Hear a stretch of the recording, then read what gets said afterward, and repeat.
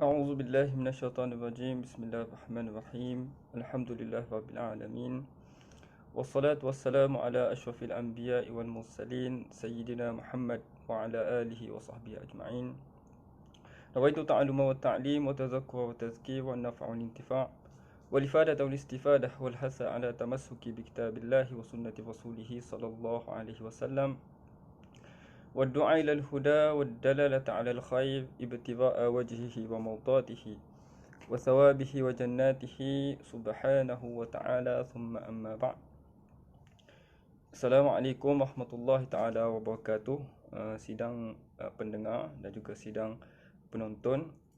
Pertamanya saya ingin ucapkan terima kasih kepada jemputan daripada pihak tabung haji untuk memberi tazkirah Jumaat pada hari ini, khususnya kepada sahabat saya Ustaz Fakhrul Rizwan dan juga Ustaz Amirul Arif atas jemputan ini, dan insya-Allah tajuk yang akan kita bincangkan pada hari ini adalah ambillah pengajaran wahai orang yang berakal.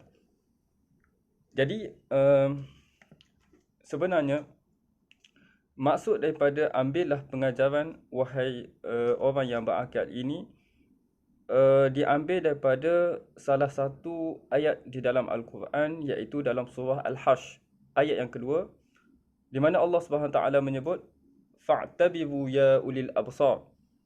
Maka ambillah pengajaran, ambillah iktibar, fa'tabiru ya ulil absar, wahai orang-orang yang mempunyai akal fikiran. Jika kita lihat di dalam tafsir, para ulama-ulama tafsir menerangkan tentang apakah yang dimaksudkan dengan ulil absar. Kita tahu bahawa absar adalah diambil daripada perkataan basar. Jika kita lihat bahawa penglihatan mata itu disebut sebagai al-basar, tetapi ada satu lagi yang disebut sebagai al-basirah, iaitu penglihatan mata hati. Dan juga kita katakan bahawa berfikir dan juga cara menggunakan akal. Jadi fa'tabiru ya ulil absar diambil daripada ayat kedua dalam suratul Al-Hashr yang menceritakan tentang kisah Bani Nadir. Mana kita tahu bahawa di dalam surah An-Nabawiyah, kaum Bani Nadir ini melakukan pengkhianatan terhadap Rasulullah sallallahu alaihi wasallam, dan sehingga kepada satu jika kita baca sirah Nabawiyah, percubaan untuk membunuh Rasulullah sallallahu alaihi wasallam, dan menyebabkan mereka ini dikepung oleh tentera Islam dan diusir daripada tempat kediaman mereka. Dan Bani Nadir ini adalah tinggal di Madinah bersama dengan kaum-kaum Yahudi yang lain seperti Bani Quraizah dan juga Bani Qainuqa. Jadi apa yang kita nak ambil perhatian pada hari ini adalah arahan ataupun galakan daripada Allah Subhanahu Wa Taala untuk fa'tabiru ya ulil absar, iaitu ambillah pengajaran wahai orang-orang yang mempunyai akal. Jika kita lihat di dalam Al-Quran, terdapat banyak ayat-ayat yang menyeru kita untuk berfikir dan juga menggunakan akal kita ini supaya kita mendapat sesuatu yang disebut sebagai ilmu dan juga sesuatu yang bermanfaat. Kita lihat di dalam Al-Quran banyak ayat-ayat Al-Quran yang menyebutkan afala ta'qilun, afala tubsirun, ataupun banyak lagi afala yatafakkarun, ataupun la'allahum yatafakkarun. Di dalam banyak ayat Al-Quran, Allah Subhanahu Wa Taala menyuruh kita untuk menggunakan akal untuk berfikir. Jadi hal ini kita melihat bahawa akal dan juga menggunakan akal untuk berfikir ini adalah satu perkara yang sangat penting bagi kita sebagai seorang Muslim. Sebab apabila kita melihat kepada perbahasan fiqh, sesuatu taklif ataupun tanggungjawab bagi seseorang Muslim yang diwajibkan untuk dia melakukannya, kita lihat kepada syarat-syarat wajib untuk melakukan sesuatu ibadat, mesti dah dia ni seorang yang Muslim dan juga dia juga sebagai seorang yang berakal. Maka di dalam fiqh Islam, berakal ataupun mempunyai akal itu adalah manatut taklif. Akal itu adalah sesuatu yang mana apabila ada akal seseorang itu, maka dia ditaklifkan dengan tanggungjawab dan juga kewajipan-kewajipan seperti mana solat, seperti mana puasa dan seperti mana haji.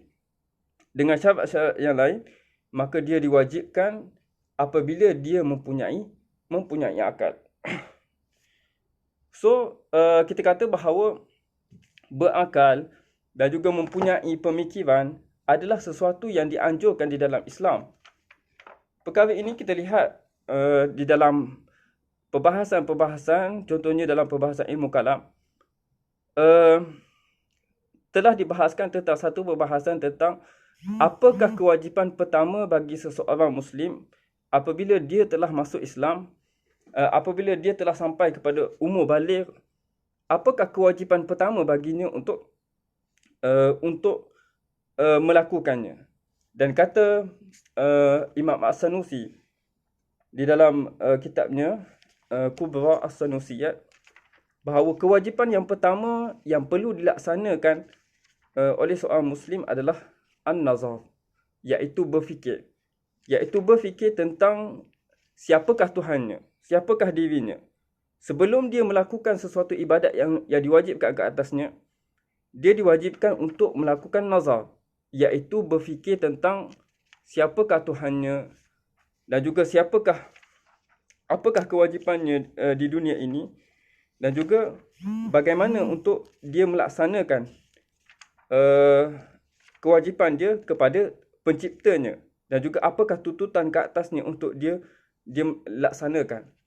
Maka dalam perkara tersebut kita lihat bahawa Islam ini tidak mengamalkan sesuatu yang disebut sebagai indoktrinasi, iaitu menjadikan pemahaman itu kepada dipaksakan sesuatu fahaman kepadanya tanpa boleh dipersoal dan juga tanpa boleh untuk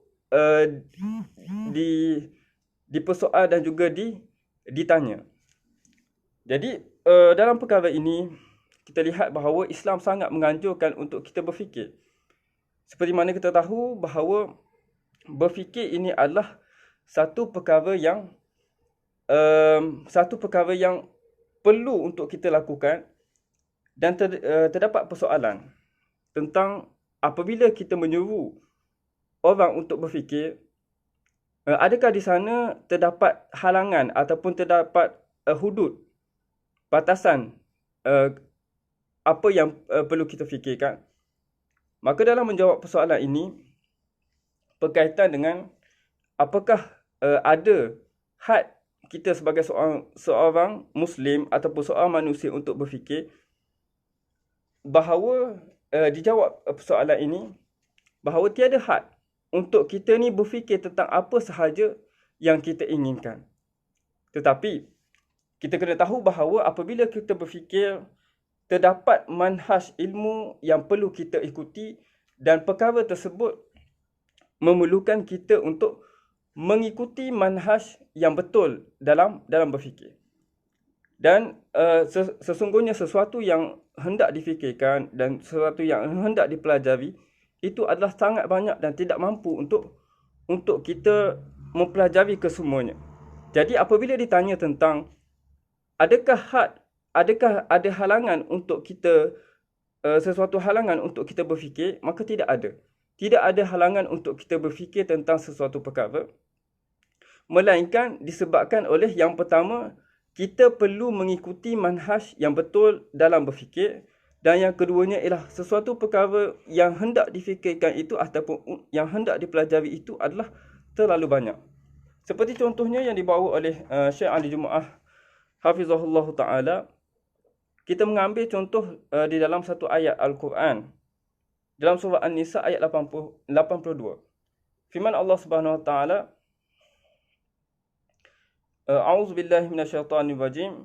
Afala yatadabbaruna al-Qur'an walau kana min 'indi ghayrillahi lawajadu fihi ikhtilafan katsira.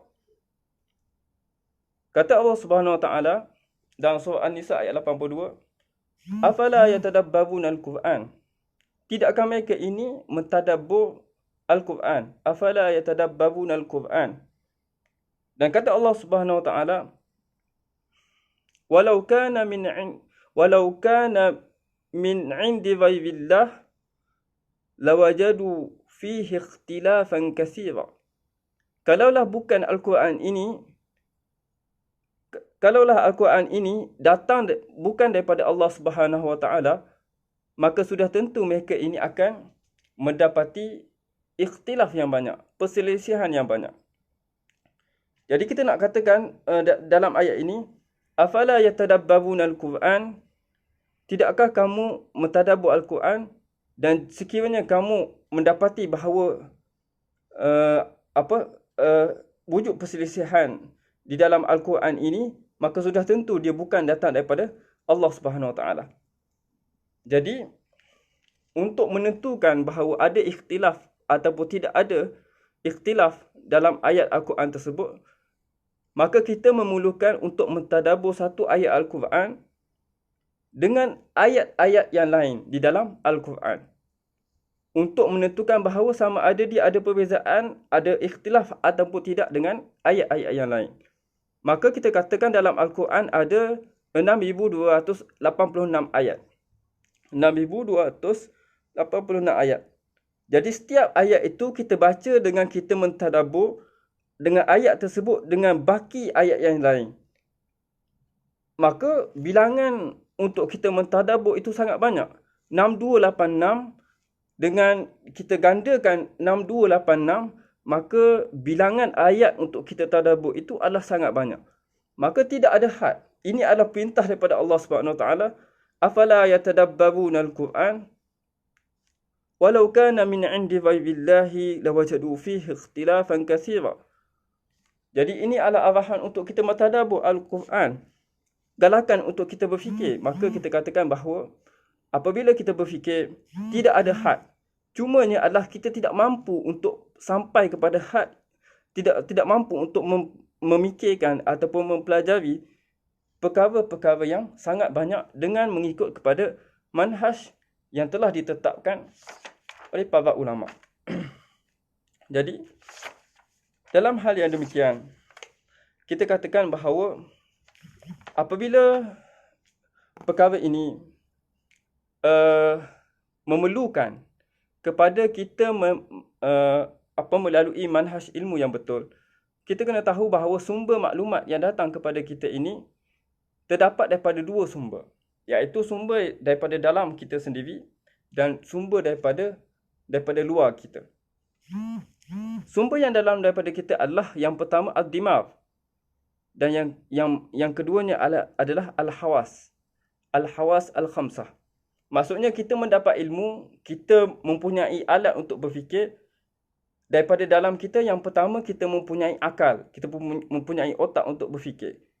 Dan yang keduanya daripada dalam kita sendiri, bagaimana kita mendapat maklumat daripada luar adalah melalui al-hawas al-khamsah, iaitu panca indera yang 5. Kita ada sentuhan, kita ada penglihatan, kita ada deria bau, kita ada deria rasa dan sebagainya. Ini adalah ilmu untuk adalah alat untuk kita mendapat sesuatu ilmu.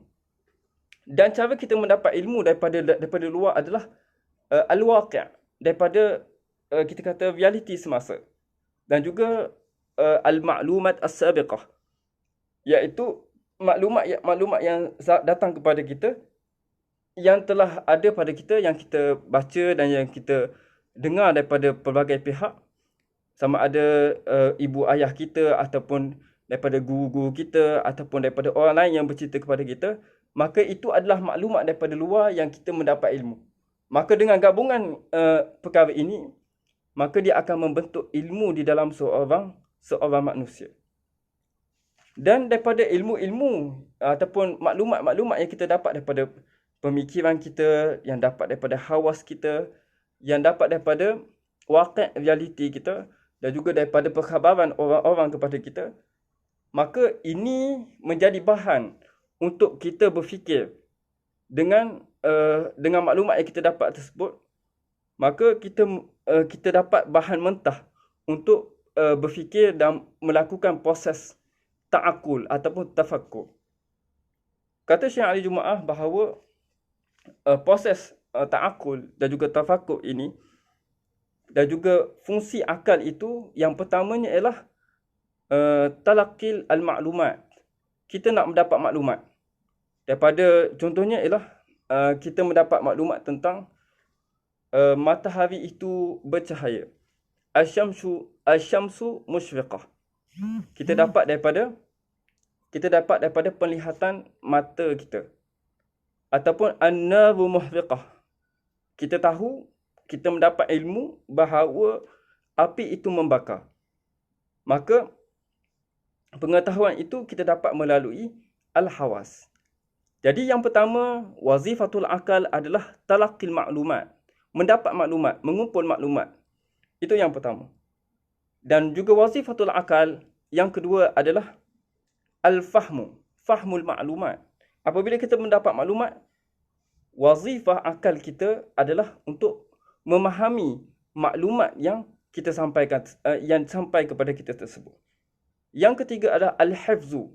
Fungsi akal juga adalah untuk menghafal. Apabila maklumat sampai kepada kita, fungsi akal adalah menghafal maklumat tersebut supaya lekat di dalam fikiran kita. Yang keempat adalah al-istirja', mengulang balik. Apabila selepas kita hafal sesuatu ilmu dan juga sesuatu maklumat yang kita pelajari, fungsi akal ni adalah istirja', mengulang balik, mengeluarkan balik apa yang telah kita hafal tersebut. Dan yang seterusnya, fungsi akal adalah wabtul maklumat, menghubungkan maklumat. Kita ada banyak maklumat berdasarkan alat-alat untuk kita memahami yang kita sebut 4 tadi, 2 daripada dalam dan juga 2 daripada luar tersebut. Adalah fungsi akal adalah mengikat maklumat-maklumat tersebut supaya kita melahirkan daripada maklumat yang telah kita ada tersebut sesuatu maklumat yang baru. Sesuatu maklumat yang baru yang berdasarkan dengan apa maklumat yang kita ada. Seperti mana disebut di dalam kitab mantiq dan juga kitab usul fiqh, untuk menghasilkan satu fiqh ataupun pemikiran itu adalah tartibul umuril ma'lumah, menyusun perkara-perkara yang diketahui, liyatawassal insan ila majhul, supaya menyampaikan seseorang yang melakukan perkara tersebut kepada sesuatu yang tidak diketahui. Maka fungsi akal adalah mengumpul maklumat-maklumat tersebut supaya mendapat kepada satu natijah yang berbeza daripada maklumat-maklumat yang telah ada di dalam fikiran seseorang tersebut. Dan yang seterusnya adalah al-istintaj wal adab. Selepas mana telah ada pemikiran, telah ada faham dan juga telah ada sesuatu idea yang baru yang dikeluarkan daripada maklumat yang telah ada, maka fungsi akal adalah melaksanakan pemikiran dan juga idea yang telah ada tersebut. Maka kita tahu bahawa ini adalah fungsi akal. Cuma yang lebih penting yang disebut oleh Syekh Ali Jumaah adalah wa kullu jumlatin mufidatin laha majal. Apabila kita tahu bahawa maklumat yang sampai kepada kita ini adalah dalam bentuk jumlah mufidah, ayat yang lengkap. Contohnya apabila kita kata bahawa dalam situasi kita hari ini, kita mendapat maklumat bahawa coronavirus, COVID-19 itu adalah sesuatu penyakit yang berbahaya. Maka kata Syekh Ali, wa kullu jumlatin mufidah laha majal. Setiap jumlah mufidah itu, setiap ayat yang lengkap tu mesti ada bidangnya. Seperti mana kita sebut tadi, statement COVID-19 itu adalah satu penyakit yang berbahaya. Maka bidangnya adalah bidang perubatan. Bidang untuk menentukan sama ada betul ataupun tidak, benarkah bahaya ataupun tak bahaya adalah bidang perubatan. Wa kullu majalin lahu tariqatun fi isbatihi. Dan setiap bidang, contohnya bidang perubatan, ada cara untuk mengisbatkan sama ada dia itu benar ataupun tidak benar. Contohnya dalam bidang perubatan, maka untuk menentukan bahawa betul-betul sesuatu tu penyakit itu berbahaya ataupun tidak bahaya, maka dia diuji di makmal, maksudnya dia menjalankan eksperimen lahu tariqatun. Maksudnya dia ada sesuatu cara untuk membuktikan bahawa sesuatu itu benar ataupun tidak. Lahu tariqatun fi isbatihi wa dalilun yubarhanu ala sihhati. Dan dia ada cara pendalilan, cara penghujahan untuk memastikan bahawa sama ada sesuatu perkara itu benar ataupun tidak. Wa mi'yarun lil qabuli wa raddi bi sya'nihi. Dan dia ada penanda aras dan juga kayu ukur sama ada sesuatu itu boleh diterima ataupun tidak boleh diterima.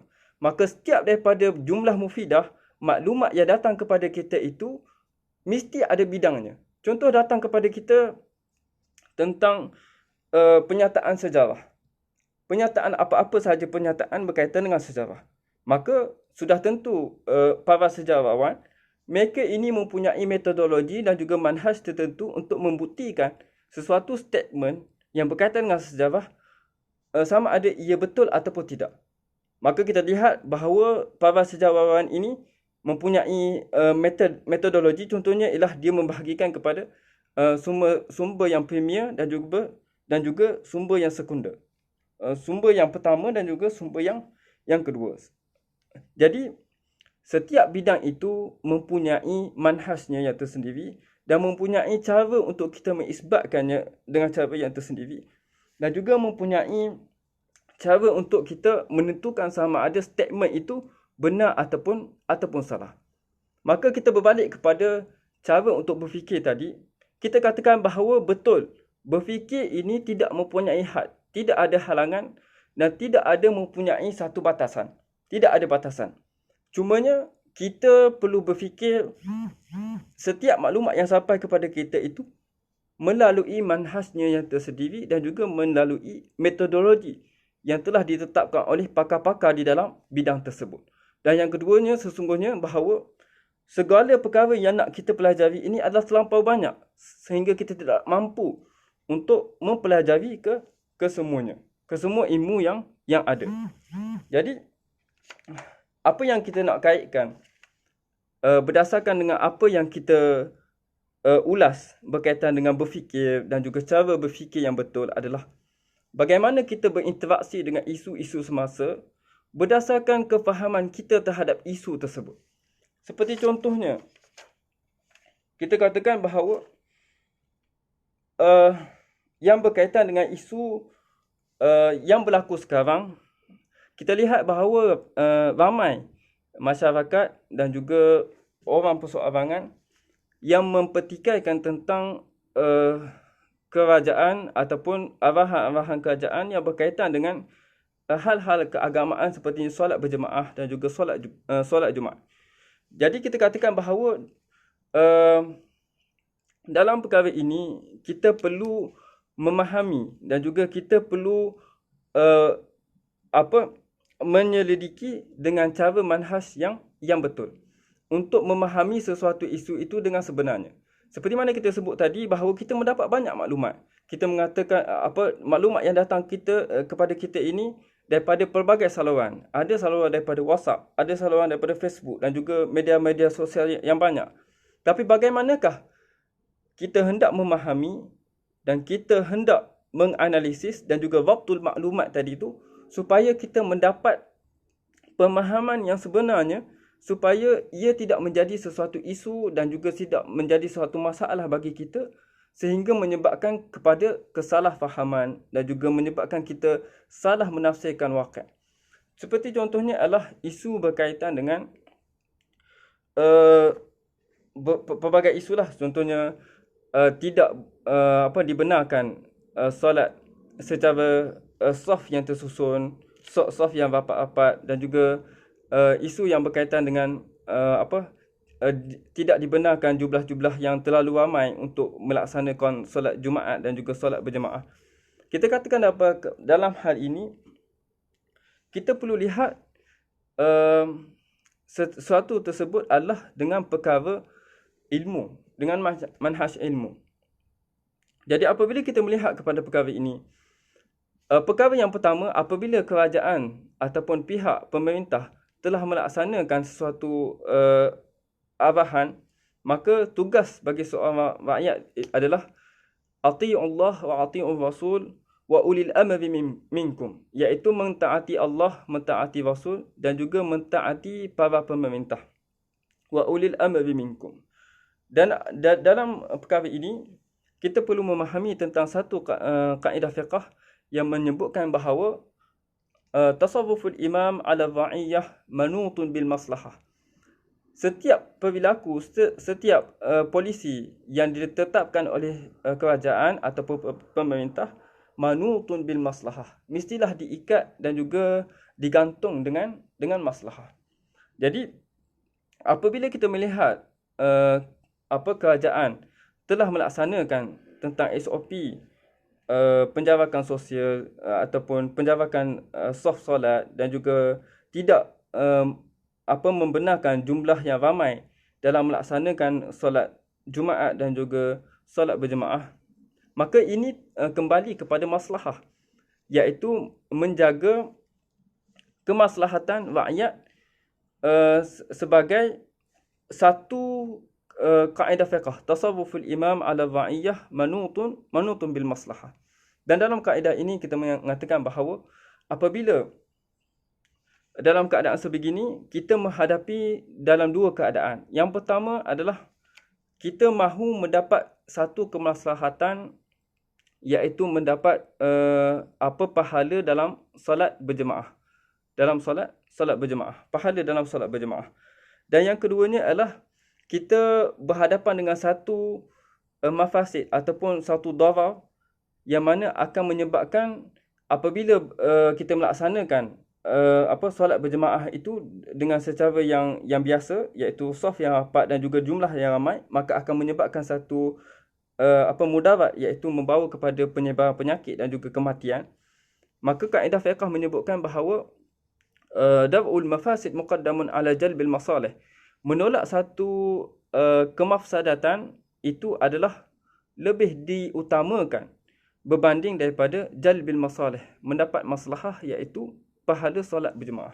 Dan dalam kaedah fiqh, jika kita betul-betul melihat kepada permasalahan ini, terdapat banyaklah kaedah fiqh yang mengatakan bahawa hendaklah kemudaratan ini ditolak. Antaranya ialah la darara wala dirar.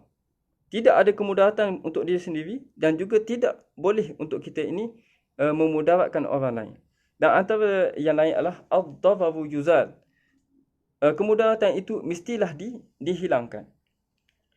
Dan kita lihat bahawa perkara ini merujuk kepada menjaga nyawa, hifzun nafs, iaitu menjaga nyawa kita daripada disebabkan kita melaksanakan sesuatu ibadat tersebut menyebabkan kita terkorban ataupun kehilangan nyawa, maka syariat datang untuk menjaga nyawa, iaitu menjaga nyawa daripada hilang, daripada terbunuh. Jadi apabila kita melihat kepada perkara ini, kita mengetahui bahawa setiap tasarruful imam ataupun arahan-arahan daripada pemerintah itu merujukkan kepada kemaslahatan yang perlu untuk diberikan kepada rakyatnya. Sedangkan apabila kita lihat kepada nas-nas hadis dan juga Al-Quran, perkara ini untuk dibincangkan. Jika kita lihat kepada keuzuran yang menyebabkan gugurnya kewajipan solat Jumaat dan juga solat berjemaah, antaranya adalah apabila seseorang itu memberi mudarat kepada orang yang lain. Dalam satu hadis di mana Rasulullah sallallahu alaihi wasallam bersabda, "Man akala suman aw basala falyatazilna," ataupun dalam satu riwayat yang lain, "falyatazil masjidana." Apabila seseorang daripada kamu ini makan suman, kita kata bawang besarlah, suman aw basala, bawang besar ataupun bawang putih, yang mana makanan-makanan ini menyebabkan apabila seseorang itu makan makanan tersebut, mulutnya berbau dan juga menyebabkan orang yang di tepinya dan juga di sekelilingnya akan terganggu dengan bau mulutnya. Kata Nabi SAW, "Falyatazilna," hendaklah mereka ini menjauhi kami. Ataupun dalam satu riwayat yang lain, "Falyatazil masjidana," hendaklah mereka ini mengasingkan diri ataupun menjauhkan diri daripada masjid-masjid kami. Maka ini menggugurkan kewajipan dia ataupun menggugurkan tuntutan dia untuk hadir berjemaah di masjid. Maka kita katakan dalam situasi ini, kalaulah seorang itu memberi mudarat hanya dengan sesuatu yang tidak selesa, menyebabkan seorang di tepinya tidak selesa, maka apatah lagi jika sekiranya perkara tersebut akan membawa kepada sesuatu yang lebih teruk, iaitu kehilangan nyawa ataupun mendapat penyakit yang berjangkit disebabkan perkara tersebut.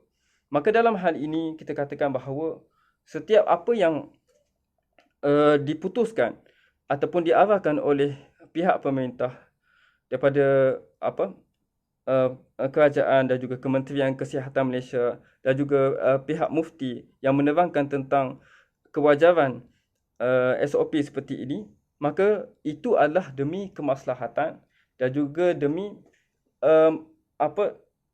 kemaslahatan rakyat dan juga semua manusia yang berada di bawah pemerintahan tersebut. Maka kita katakan bahawa dalam situasi ini, cara kita untuk menangani isu ini adalah berfikir dengan cara yang betul, berfikir dengan manhaj yang betul, dan juga hendaklah kita meneliti sesuatu perkara tersebut berdasarkan manhaj ilmu dan juga merujukkan kepada ahlinya. Maka dalam hal ini kita perlu untuk mengetahui bahawa tingkatan pemikiran itu terdapat 3 tingkatan. Yang pertama disebut sebagai at-tafkirut sathi, iaitu pemikiran yang simplistik. Pemikiran yang simplistik adalah kita mengatakan bahawa maklumat-maklumat yang datang kepadanya adalah maklumat yang bersifat zanni, sesuatu yang masih lagi dalam keadaan kita tahu sama ada betul ke tak betul, ataupun masih lagi dalam ragu-ragu, masih lagi dalam keadaan yang tidak pasti kebenarannya. Maka dalam perkara ini, jika kita rujuk di dalam Al-Quran, kata Allah Subhanahu Wa Taala, Inna zanna la yughni minal haqqi syai'a. Sesungguhnya suatu perkara yang zan itu tidak boleh la yughni minal haqqi syai'a, tidak memberi kita satu hakikat sekalipun. Jadi seperti mana yang kita sebutkan tadi, bahawa setiap bidang itu, setiap jumlah mufidah, maklumat yang datang kepada kita itu lahu tariqun fi isbatihi. Dia ada cara untuk kita isbatnya. Lahu tariqun fi isbatihi. Wa dalilun yubahhanu ala sihhatihi. Dan dia ada cara pendalilan. Cara untuk kita menghujahkan sama ada perkara itu benar ataupun tidak. Wa mi'yaru lil qabuli wa raddi alaih. Dan tanda ukur untuk kita sama ada menerima ataupun menolaknya. Maka dalam hal ini kita mengatakan bahawa antara tugas ataupun antara penyelesaian untuk kita menghadapi isu-isu semasa, khabar-khabar yang datang kepada kita ini adalah yang pertama, membudayakan ilmu pengetahuan, iaitu kita hendaklah mengkaji dan juga menyelidiki sesuatu isu tu berdasarkan dengan manhaj ilmu yang betul dan berdasarkan sumber yang betul, sehingga kita mendapat sesuatu itu adalah sesuatu yang yakin, sesuatu yang benar dan sesuatu yang tidak ada keraguan. Untuk kita meletakkan satu pendirian kita, untuk kita meletakkan satu stand kita ataupun sikap kita terhadap perkara tersebut. Jadi kita lihat dalam masyarakat kita pada hari ini, apa yang kita hadapi sekarang ini adalah budaya yang tidak mahu untuk belajar, tidak mahu untuk mengkaji, tidak mahu untuk membaca lebih daripada apa yang sepatutnya. Kita hanya mendapat maklumat dan menerimanya sebagai sesuatu yang benar dan tidak mahu untuk kita lebih berfikir dengan lebih jauh, iaitu kita sebut sebagai tafkir al-amiq, iaitu pemikiran secara mendalam, iaitu kita membaca sesuatu kajian-kajian yang betul-betul berautoriti dan membaca satu kajian-kajian yang benar untuk kita mendapatkan maklumat-maklumat yang sebenarnya dan juga maklumat-maklumat yang betul untuk kita meletakkan satu pendirian kita terhadap perkara tersebut. Maka kepentingannya adalah kita hendaklah membudayakan ilmu. Dan jika sekiranya pembudayaan ilmu ini sesuatu yang kita sangat, maksudnya sesuatu yang suka, kita perlu yang keduanya adalah kita perlu ihtiram at-takhasusat, iaitu menghormati takhasus ataupun kepakaran sesuatu kelompok. Ihtiram at-takhasus, kata Allah Subhanahu Wa Taala dalam Al-Quran, fas'alu ahla dzikri. Jikanya kita tidak tahu, kita tidak mampu untuk berfikir dan juga kita tidak mampu untuk tidak mampu untuk melaksanakan ataupun mengkaji sesuatu isu tu berdasarkan dengan manhaj ilmu, maka bertanyalah kepada golongan-golongan ahli takhasus. Contohnya, jika di dalam bidang perubatan, tanyalah kepada doktor-doktor, tanyalah kepada pakar-pakar perubatan. Dan jika sekiranya dalam bidang fatwa, tanyalah kepada mufti-mufti, tanyalah kepada para asatizah dan juga ulama. Maka setiap daripada bidang itu sudah ada pakar-pakarnya dan juga sudah ada ahlinya. Maka jika kita malas ataupun kita tidak mampu untuk melaksanakan perkara tersebut, maka kita hendaklah mengikuti apa yang disampaikan oleh pihak-pihak yang berautoriti dan juga pihak-pihak yang mempunyai ilmu yang tinggi dan juga kepakaran dalam bidang tersebut. Maka itu adalah apa yang kita bincangkan tentang ambillah pengajaran wahai orang yang berakal. Maka moga-moga kita mendapat manfaat dan juga apa yang baik daripada apa yang disampaikan. InsyaAllah aqulu qawli hadha wa astaghfirullahal azim li wa lakum. Wassalamualaikum warahmatullahi taala wabarakatuh.